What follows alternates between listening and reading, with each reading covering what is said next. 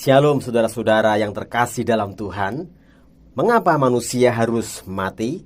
Kalau saat ini kita melihat banyak sekali korban-korban virus corona ini yang meninggalkan dunia ini atau mati. Bahkan di negara-negara maju, negara yang begitu maju teknologinya, alat-alat kesehatannya, banyak yang mati.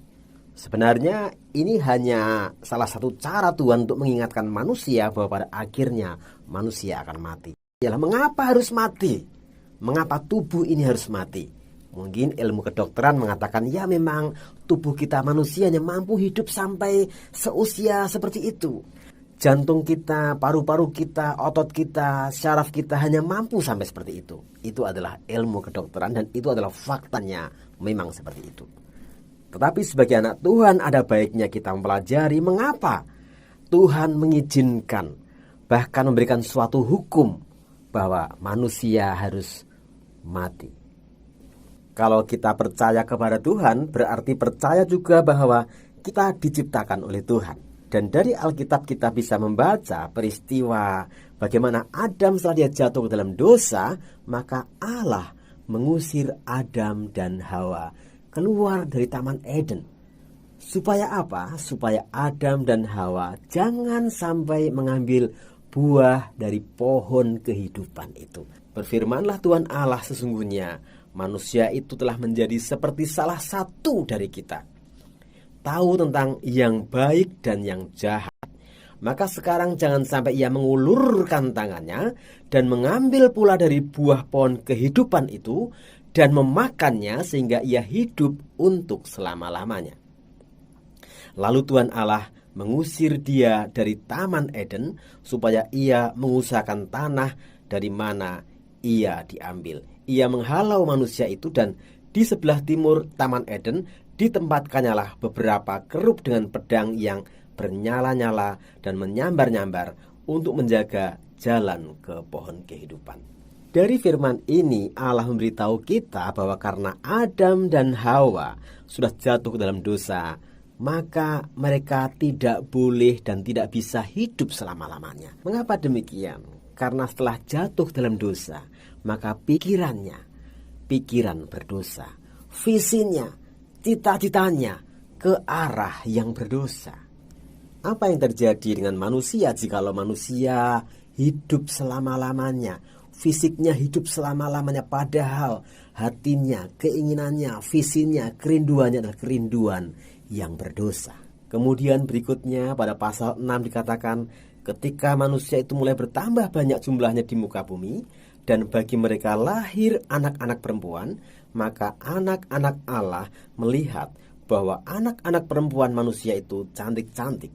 Lalu mereka mengambil istri dari antara perempuan-perempuan itu, siapa saja yang disukai mereka.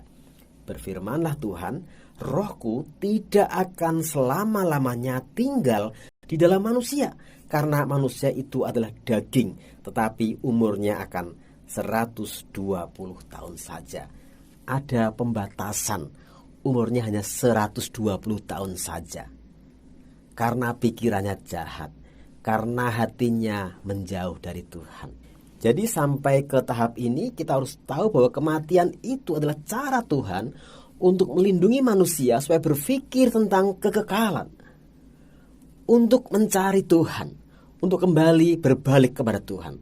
Fisiknya boleh mati, tapi rohnya diharapkan oleh Allah pencipta kita bisa kembali. Pada periode jauh setelah Adam dan Hawa, yaitu pada zaman Raja Daud, ia menuliskan, sungguh kami habis lenyap karena murkamu, dan karena kehangatan amarahmu kami terkejut. Engkau menaruh kesalahan kami di hadapanmu dan dosa kami yang tersembunyi dalam cahaya wajahmu.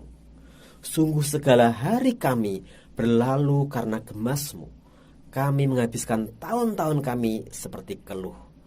Masa hidup kami 70 tahun, dan jika kami kuat 80 tahun. Dan kebanggaannya adalah kesukaran dan penderitaan, sebab berlalunya buru-buru dan kami melayang lenyap. Ini merupakan periode berikutnya di mana bangsa Israel mengeluh, menggerutu, memberontak kepada Tuhan. pada kondisi seperti itulah manusia bisa semakin pendek umurnya. Jadi kematian tubuh kita ini, kita mati dan roh kita kembali kepada Tuhan bagi yang percaya kepada Tuhan, merupakan cara Tuhan untuk membuat kita teringat akan hakikat kita sebagai manusia ciptaannya, yang sebenarnya Dia harapkan, Allah mengharapkan kita ini bisa hidup kekal bersama dengan Tuhan seperti Adam dan Hawa ketika diciptakan di Taman Eden sebelum mereka jatuh dalam dosa. Dan di dalam Yesus Kristus, di mana kita sudah dipulihkan, ditebus, dikembalikan, maka orang Kristen seharusnya berada dalam situasi, kondisi, suasana seperti Adam dan Hawa sebelum mereka jatuh ke dalam dosa. Ada hubungan yang akrab dengan Tuhan. Pikirannya menyatu dengan pikiran Tuhan, sama dengan yang Tuhan pikirkan. Dan ketika kita bisa hidup seperti itu, kita akan bisa mengalami seperti apa yang didoakan, seperti contoh doa yang diberikan oleh Tuhan Yesus, yaitu bahwa jadilah kehendak-Mu di bumi seperti di surga.